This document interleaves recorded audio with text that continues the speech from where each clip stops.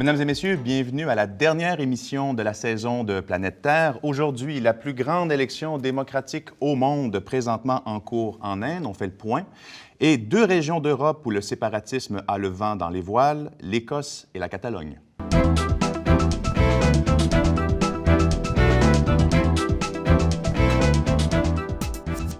Alors, la plus grande démocratie au monde va aux urnes depuis le 7 avril et jusqu'au 12 mai, donc pendant à peu près 5 semaines. Les 815 millions d'électeurs inscrits choisissent les 543 députés de la Chambre basse du Parlement fédéral, la Lok Sabha, pardon, et par le fait même leur futur gouvernement, car l'Inde a hérité, comme le Canada, d'un système parlementaire britannique. Je vous présente les têtes d'affiche de cette élection. Celui qui est favori selon les sondages, c'est Narendra Modi, parti du peuple indien. Celui du Congrès national indien qui est présentement au pouvoir, Rahul Gandhi, digne héritier des dynasties de Gandhi et Nehru. Et un troisième parti, le parti de l'homme ordinaire ou un parti anticorruption de Arvind Kejriwal. Donc, ce sont les trois principales têtes d'affiche. La campagne et le vote se déroulent présentement sur fond de problèmes de corruption, de ralentissement économique et de tensions religieuses également. Donc, pour faire le point, pour en discuter aujourd'hui, j'ai avec moi Karine Bates, spécialiste de l'Inde et professeure au département d'anthropologie de l'Université de Montréal. Bonjour, Karine. Bonjour.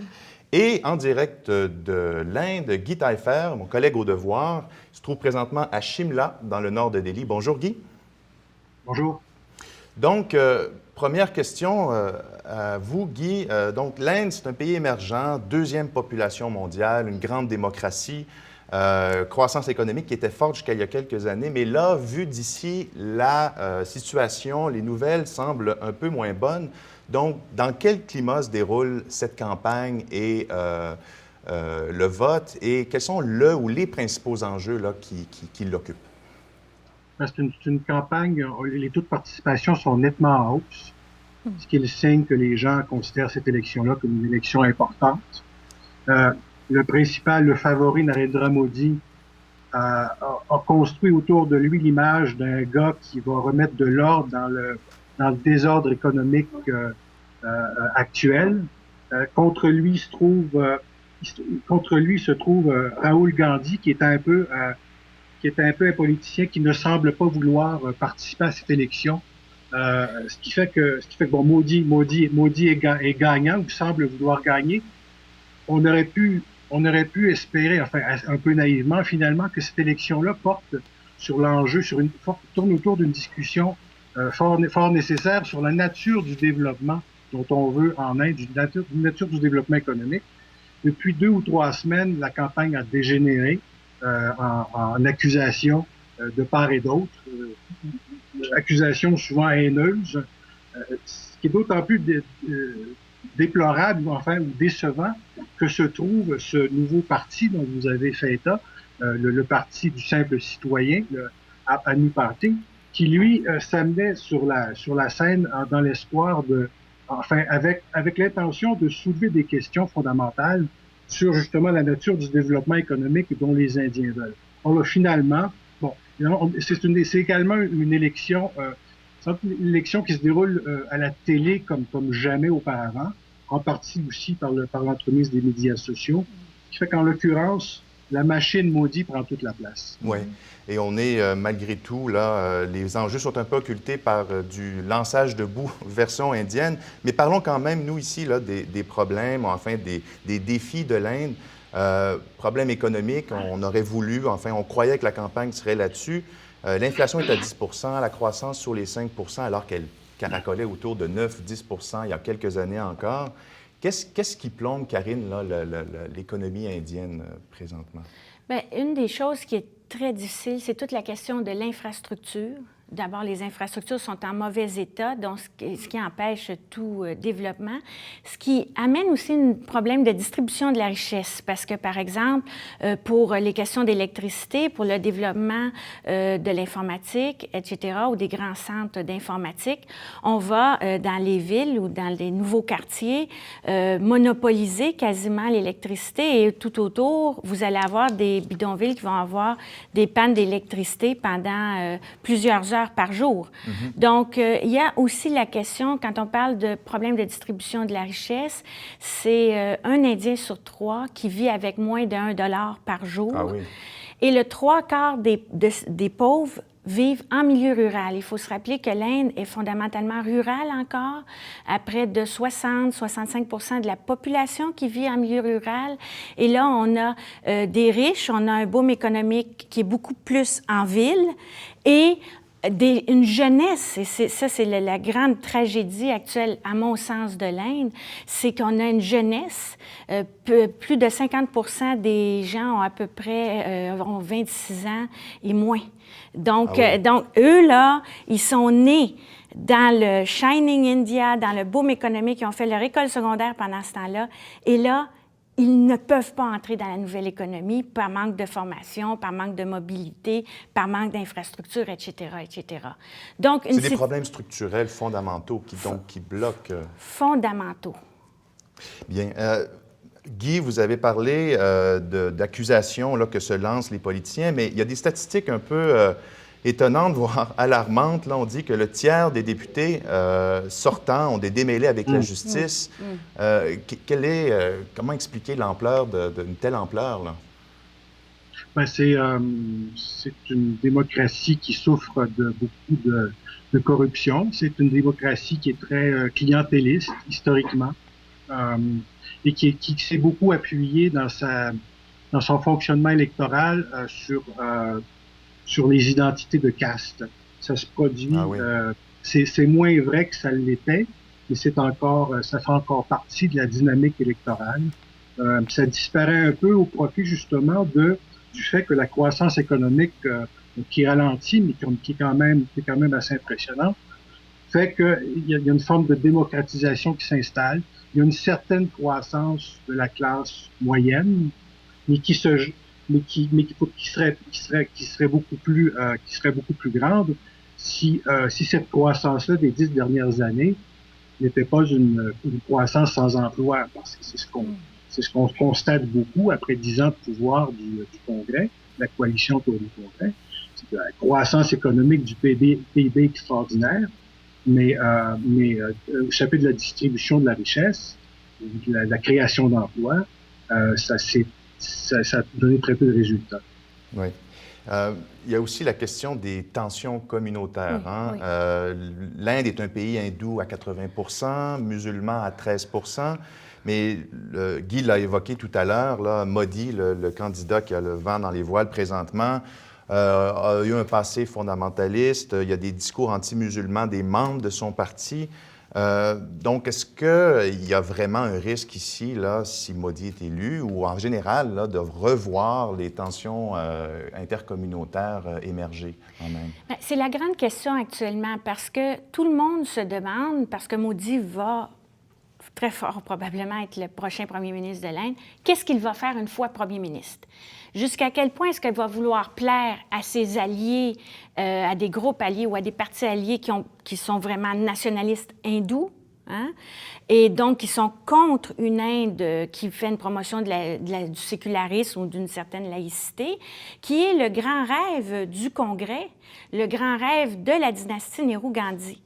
Alors, ces tensions-là, elles ont toujours été latentes. Les identités de caste, qui incluent les identités religieuses, vous savez, les gens en Inde continuent de se marier à l'intérieur de la même caste. Ce sont des mariages arrangés. Lors de choix d'emploi, on a des gens d'affaires de partout dans le monde qui nous disent que ça leur a pris 4-5 ans avant de réaliser que, finalement, les gens qui engageaient les travailleurs favorisaient des gens de leur région et de leur caste. Oui. Donc, la caste en Inde n'a jamais disparu, mais c'est vrai que c'est moins pire qu'avant l'indépendance au niveau de la discrimination. Mais cette identité-là et l'identité religieuse, c'est une tension qui a été mise de côté, à mon sens, à cause de plusieurs facteurs, notamment le boom économique. Et là, il y a, à cause de ce ralentissement, à cause de tous les problèmes, eh bien là, le discours « l'Inde aux hindous », l'Inde basée sur l'hindouisme, c'est un vieux discours pré-indépendance qui n'a jamais complètement disparu, qui était mal vu, est là, qui semble, qui est très bien manipulé, nuancé par Modi. Il faut dire que Modi, c'est un politicien extrêmement brillant. Oui. C'est un excellent communicateur. Il n'y a personne qui peut lui arriver à la cheville. Et c'est un homme d'un grand charisme qui est capable de manipuler tous les symboles hindous et toute la question de l'identité de manière extraordinaire. Ce n'est pas que je suis d'accord avec lui, mais au niveau de l'analyse, il est très fort. Oui. Pour conclure, là, il y en a qui disent, finalement, effectivement, s'il arrive au pouvoir, il va probablement devenir beaucoup plus modéré. C'est attendu. Et le Code pénal indien, semble-t-il, interdit les discours haineux et les propos qui heurtent les sentiments religieux. Est-ce que c'est un garde-fou assez solide en cas de débordement, Guy, très rapidement? Non, pas du tout.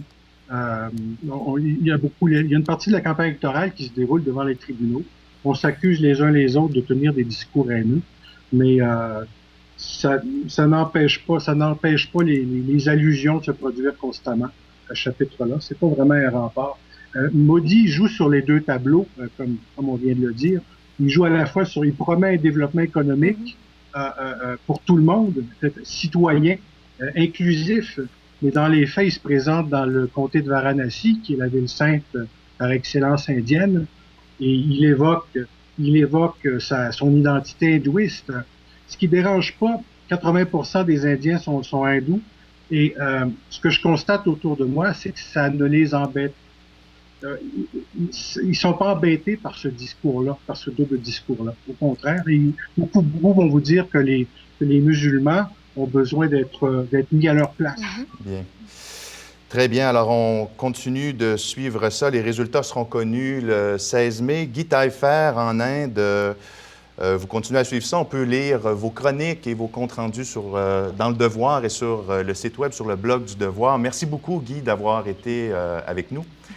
Karine Bates, merci également d'avoir été avec nous. Et j'en profite pour signaler la parution récente de votre livre auquel vous avez collaboré, L'Inde et ses avatars, pluralité d'une puissance. Merci beaucoup. Merci.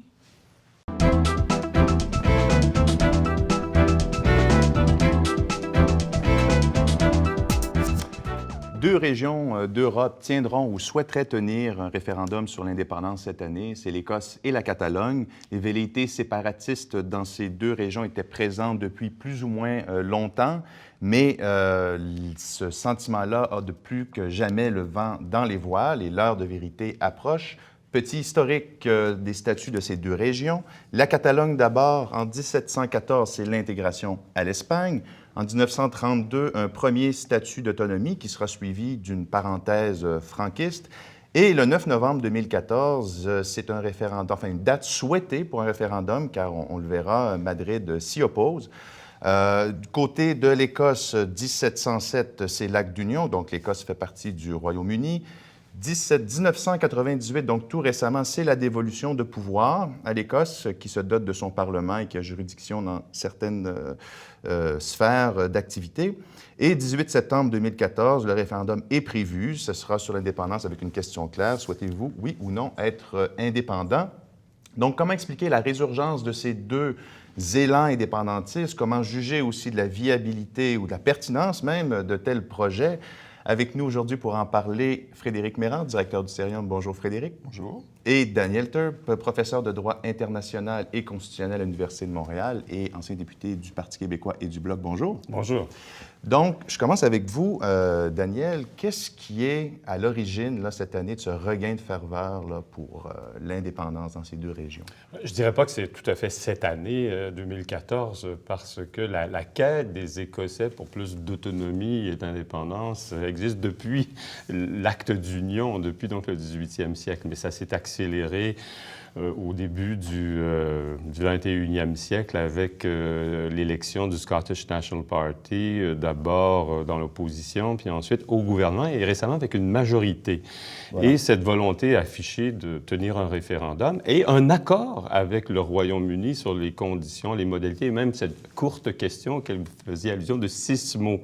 Et en Catalogne, c'est sans doute aussi une série d'événements depuis le début de ce siècle là, qui ont amené les Catalans à envisager l'indépendance parce que l'autonomie, le statut d'autonomie, les changements qu'ont voulu faire les Catalans à leur statut ont été battus en brèche par le tribunal constitutionnel espagnol, par le gouvernement espagnol lui-même. Alors, les Catalans envisagent maintenant de faire l'indépendance. La difficulté, la différence entre les deux situations, c'est que les Britanniques acceptent que les Catalans fassent un référendum, oui, alors que le gouvernement espagnol refuse là carrément qu'un référendum soit tenu, notamment à la date que le souhaite le gouvernement catalan le 9 novembre prochain. Oui. Est-ce que c'est fort plausible que ça se tienne, ce référendum-là, ou on est plus de l'ordre de la rhétorique ici? C'est difficile à évaluer. Je vous dirais que la volonté du gouvernement de M. Mas est de tenir ce référendum. Et il est appuyé par les autres partis politiques qui,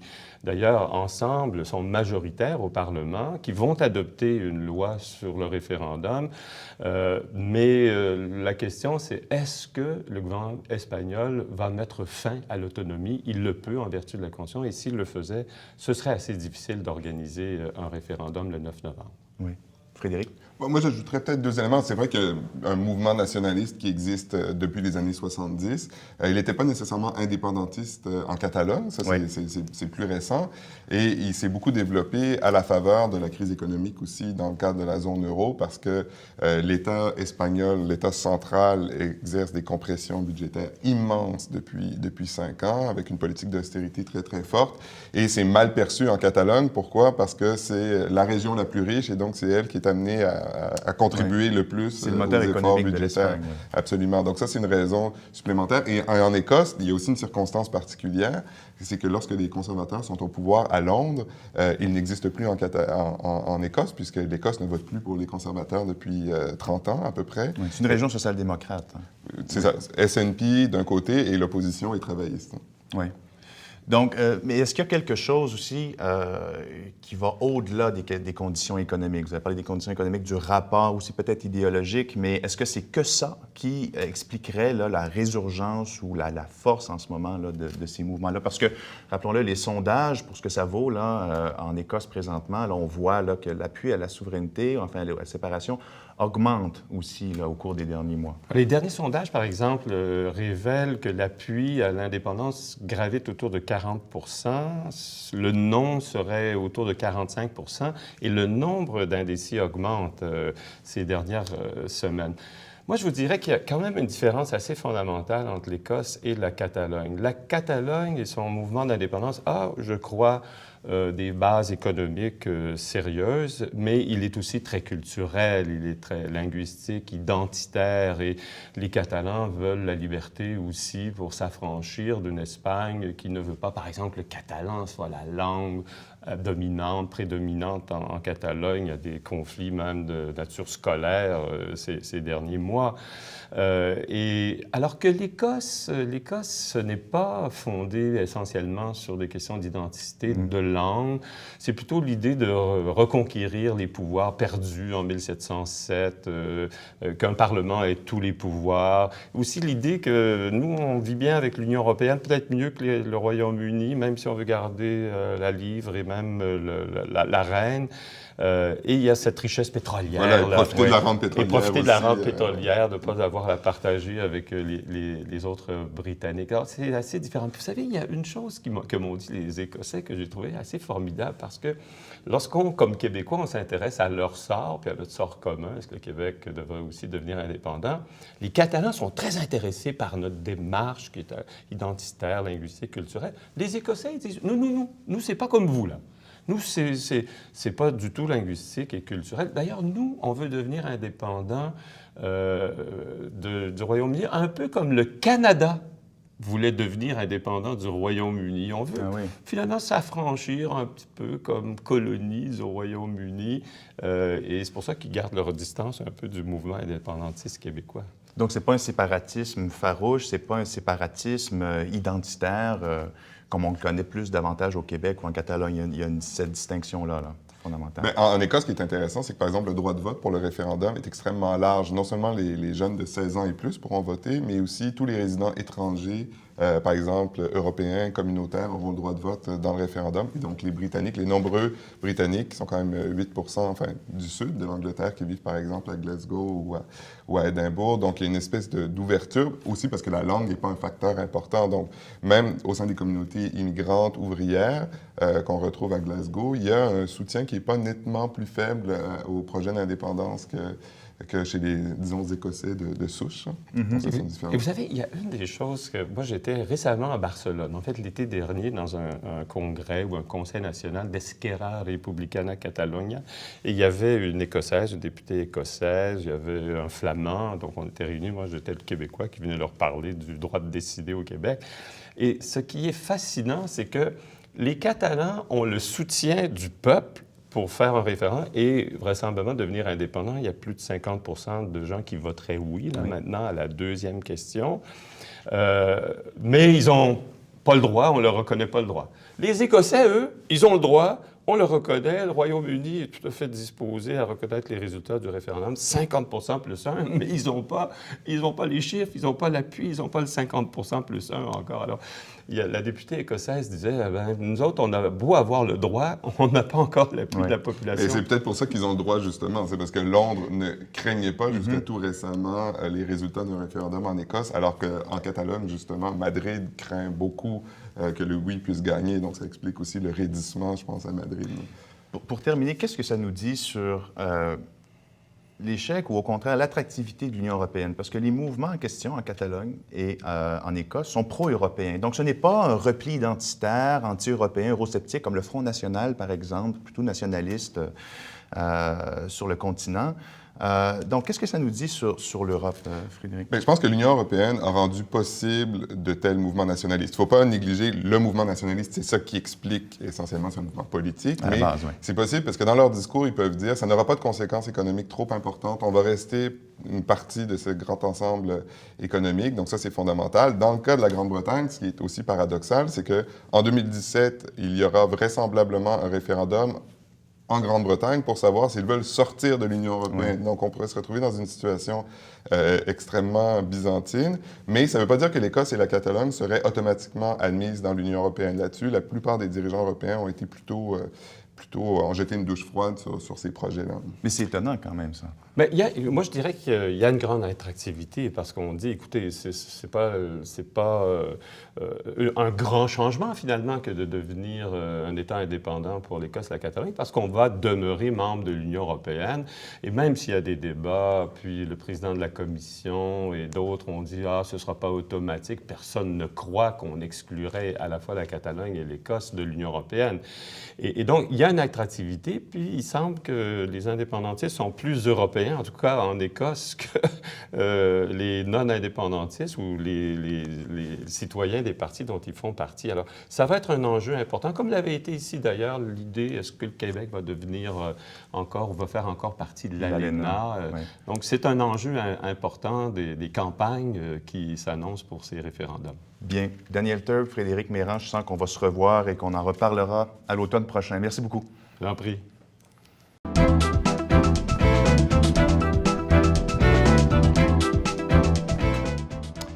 La fin est proche. Une dernière chance de nous instruire, Frédéric? Jean-Frédéric, depuis 2 semaines, moi, je suis fasciné par le phénomène Piketty aux États-Unis. Oui. Piketty, c'est Thomas Piketty, c'est un économiste français qui vient de publier un ouvrage qui s'appelle « Le capital au 21e siècle », où, un peu à la manière de Marx, il montre que les inégalités se sont beaucoup accrues au cours des 40 dernières années, pas seulement aux États-Unis, mais aussi dans le monde. Donc, il connaît un énorme succès de librairie aux États-Unis. Il a été commenté, et même à la une de plusieurs grands journaux comme le New York Times. Et donc, ce que je trouve fascinant, bon, évidemment, ça s'inscrit dans un débat politique sur la montée des inégalités, mais c'est aussi, je crois, parce que les Américains adorent les intellectuels français. Donc, il y a eu Jacques Derrida dans les années 90, qui était aussi une superstar, ou Michel Foucault dans les années 70. La différence, cette fois-ci, c'est que Piketty est un économiste et n'est pas un philosophe. Donc, c'est peut-être un signe que le monde a changé. Oui, et d'ailleurs, on compte aujourd'hui, il existe la Paris School of Economics. Donc, Piketty est un des fondateurs, d'ailleurs. Ah oui? Oui. Ah, ça, je ne savais pas. Mais je vois, Jean-Frédéric, que vous nous ramenez quelque chose du Japon? Oui. En fait, c'est une Kit Kat, mais il y a un lien avec le sirop d'érable québécois. c'est que les Japonais sont très, très friands des Kit Kat et du sirop d'érable québécois. C'est d'ailleurs notre deuxième marché d'exportation après les États-Unis. Ils ont marié les deux tout récemment dans une pizza. Il y a une chaîne de pizza au Japon qui a marié Kit Kat et sirop d'érable. Alors, je n'y ai pas goûté. J'ai certaines appréhensions, certains doutes, mais semble-t-il que c'est très populaire. Alors voilà, je crois que ça met fin sur une note plus ou moins savoureuse à la première saison de Planète Terre. Alors, je n'ai pas encore reçu mon prix artiste, mais permettez-moi quand même de faire quelques remerciements. Notre réalisateur Denis Aubé et toute son équipe du laboratoire multimédia de l'Université de Montréal, Alain Saunier, notre producteur délégué et conseiller bien spécial, Alexandre Serre, notre recherchiste dévoué et passionné, nos diffuseurs et médias partenaires, le Canal Savoir, Le Devoir et l'Agence France-Presse, Frédéric Méran, directeur du Cérium et refondateur de Planète Terre. Merci à vous, Jean-Frédéric. Je vous en prie, tout le plaisir était pour moi. Et merci évidemment à vous, chers téléspectateurs. Merci de votre curiosité, de votre intérêt, de votre fidélité. Pour les 2 prochaines émissions, je vous invite à assister à une émission spéciale avec les discussions avec 4 chercheurs du Cérium. Sinon, les archives de Planète Terre restent disponibles en ligne sur le site du Devoir et du Cérium. Et comme les bonnes choses ont parfois une suite, nous revenons dès septembre prochain pour une 2e saison, heureux et fiers d'offrir davantage d'informations internationales au Québec et même ailleurs grâce au Web. D'ici là, restez bien branchés sur le monde et passez un très bel été. Merci. Au revoir.